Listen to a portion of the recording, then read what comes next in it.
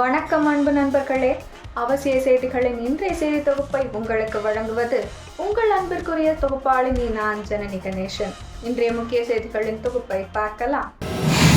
பெரம்பூரை சேர்ந்த 12 வயது சிறுமி அதே பகுதி தனியார் பள்ளியில் 8ஆம் வகுப்பு பயில்கிறார். கடந்த 24ஆம் தேதி மாலை தன் தோழியின் குடும்ப நிகழ்ச்சியில் பங்கேற்பதற்காக பெற்றோரிடம் கூறி சென்றுள்ளார். வெகு நேரமாகியும் வீடு திரும்பாததால் சிறுமியின் பெற்றோர் திருவிக நகர் போலீசில் நேற்று முன்தினம் புகார் அளித்தனர். சிறுமி பயன்படுத்தும் மொபைல் போன் டவர் வாயிலாக போலீசார் தேடிய போது பெரம்பூர் வீனஸ் சந்தை பகுதியில் சிறுமி இருப்பது கண்டறியப்பட்டது. அங்கு 12 வயது சிறுமி 16 வயது காதலனுடன் தனிமையில் இருந்துள்ளார். அதேபோல் பெரம்பூரை சேர்ந்த 14 வயது மற்றொரு சிறுமி அவரது காதலன் கரிமுல்லாவுடனும், வில்லிவாக்கத்தை சேர்ந்த 16 வயது சிறுமி அகரம் பகுதியை சேர்ந்த அபிஷேக் என்பவருடனும் இருந்துள்ளனர். 3 ஜோடிகளும் தனிமையில் இருப்பதை பார்த்த போலீசார் அவர்களை பிடித்து காவல் நிலையம் அழைத்து சென்று விசாரித்தனர். சம்பந்தப்பட்ட சிறுவர் சிறுமியரது பெற்றோருக்கும் தகவல் அளித்தனர். 3 சிறுமியரும் மருத்துவ பரிசோதனைக்கு பின் முத்தையால்பேட்டையில் உள்ள அரசு மகளிர் காப்பகத்திற்கு அனுப்பப்பட்டனர்.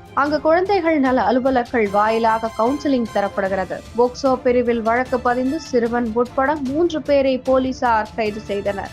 நீதிமன்றத்தில் ஆஜர்படுத்தி 2 வாலிபர்களை சிறையில் அடைத்தனர். சிறுவனை அரசு கூர்நோக்கு இல்லத்துக்கு அனுப்பினர். கரிமுல்லா மீது வழிப்பறி, அடிதடி உட்பட 11 வழக்குகளும், அபிஷேக் மீது திருட்டு வழக்கு ஒன்றும், 16 வயது சிறுவன் மீது திருட்டு உள்ளிட்ட 6 வழக்குகளும் நிலுவையில் உள்ளதாக போலீசார் தெரிவித்தனர். வேங்கை வயல் வழக்கில் வன்கொடுமை தடுப்பு சட்டப்பிரிவை ரத்து செய்து நீதித்துறை நடுவர் கோர்ட்டிற்கு மாற்ற வேண்டும் என்று சிபிசிஐடி மனு தாக்கல் செய்துள்ளது. சனாதன பேச்சு குறித்து உதயநிதிக்கு எதிராக உத்தரப்பிரதேசம், பீகார், ஜம்மு காஷ்மீர், மகாராஷ்டிரா என பல மாநிலங்களில் வழக்குகள் தொடரப்பட்டது. ஜெகநாதன் உள்ளிட்ட 3 பேர் தொடர்ந்த வழக்கு சுப்ரீம் கோர்ட்டில் நீதிபதி பெல்லா திவேதி தலைமையிலான அமர்வில் விசாரணைக்கு வந்தது. அப்போது மனு விசாரணைக்கு உகந்தது அல்ல என்று கூறிய அமர்வு அவற்றை தள்ளுபடி செய்து உத்தரவிட்டது. தமிழக பாஜகவில் அமைப்பு தேர்தல் நடைபெற்று வருகிறது. பல கட்டங்களாக தேர்வான மாவட்ட தலைவர்கள் பட்டியல் வெளியிடப்பட்டு வருகிறது. அந்த வகையில் தற்போது 14 மாவட்டங்களுக்கு புதிய தலைவர்கள் நியமிக்கப்பட்டுள்ளனர். இதற்கான அதிகாரப்பூர்வ அறிவிப்பை மாநில தேர்தல் அதிகாரியும் மாநில துணைத் தலைவருமான சக்கரவர்த்தி வெளியிட்டுள்ளார். சென்னையில் 3 சிறுமிகள் பாலியல் வன்கொடுமை செய்யப்பட்ட சம்பவத்தில் தீர விசாரித்து குற்றவாளிகள் மீது உரிய நடவடிக்கை எடுக்கப்படுவதை உறுதி செய்யுமாறு எதிர்க்கட்சித் தலைவர் இபிஎஸ் வலியுறுத்தியுள்ளார். மத்திய நிதியமைச்சர் நிர்மலா சீதாராமனுடன் தமிழக நிதியமைச்சர் தங்கம் தென்னரசு, தூத்துக்குடி எம்பி கனிமொழி சந்திப்பு நடத்தினர். அப்போது தமிழகத்துக்கான நிலுவைத் தொகையை விடுவிக்க வலியுறுத்தினர். பழனி முருகன் கோவிலில் தைப்பூசத்தை முன்னிட்டு 3 நாட்களுக்கு சிறப்பு கட்டணம் ரத்து செய்யப்பட்டு அனைவருக்கும் இலவச தரிசன முறை நடைமுறைப்படுத்தப்படும் என அமைச்சர் சேகர் பாபு அறிவித்துள்ளார்.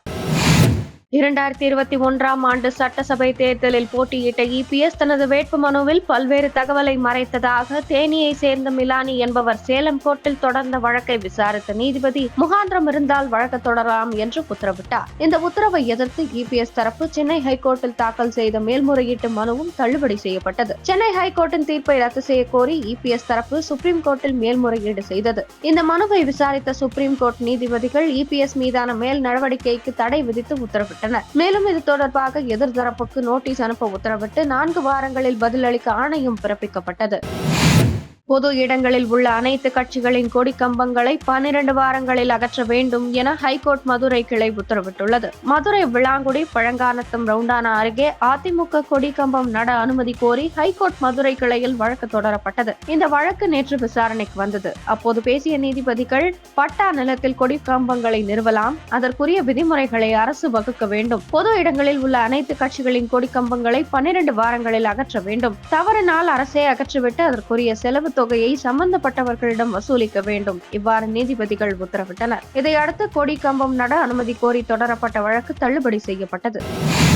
அமெரிக்க அதிபர் டிரம்புடன் பிரதமர் மோடி போனில் பேசி அவர் 2ஆம் முறை அதிபராக பதவியேற்றதற்கு வாழ்த்து தெரிவித்தார். அமெரிக்க அதிபராக டிரம்ப் 2ஆம் முறை பதவியேற்று பல்வேறு அதிரடி உத்தரவுகளை பிறப்பித்து வருகிறார். இந்நிலையில் அவருடன் பிரதமர் மோடி இன்று போனில் தொடர்பு கொண்டு பேசியுள்ளார். இதுகுறித்து பிரதமர் மோடி வெளியிட்ட பதிவில், எனது நெருங்கிய நண்பனான அமெரிக்க அதிபர் டிரம்புடன் போனில் பேசினேன். 2ஆம் முறை அவர் பதவியேற்றதற்கு வாழ்த்து தெரிவித்தேன். இருதரப்புக்கும் பயன் தரக்கூடிய நம்பிக்கைக்குரிய பங்குதாரராக இருவரும் சேர்ந்து செயல்படுவோம் என்று உறுதியளித்தேன். நமது நாட்டு மக்கள் நலனுக்காகவும் உலக அமைதி, வளம், பாதுகாப்புக்காக இணைந்து செயல்படுவோம் என தெரிவித்துள்ளார். உத்தரப்பிரதேச மாநிலம் பிரயாக்ராஜ் திரிவேணி சங்கமத்தில் இம்மாதம் 13 துவங்கிய மகா கும்பமேளா பிப்ரவரி 26 நிறைவடைகிறது. 45 நாட்களில் 45 கோடிக்கும் அதிகமான மக்கள் மகா கும்பமேளாவில் புனித நீராடுவர் என எதிர்பார்க்கப்படுகிறது. நாடு முழுதும் மட்டுமின்றி வெளிநாடுகளில் இருந்தும் பக்தர்கள் திரிவேணி சங்கமத்தில் புனித நீராடி வருகின்றனர். கும்பமேளா துவங்கியதிலிருந்து நேற்று வரை 12.47 கோடி பேர் புனித நீராடி உள்ளனர்.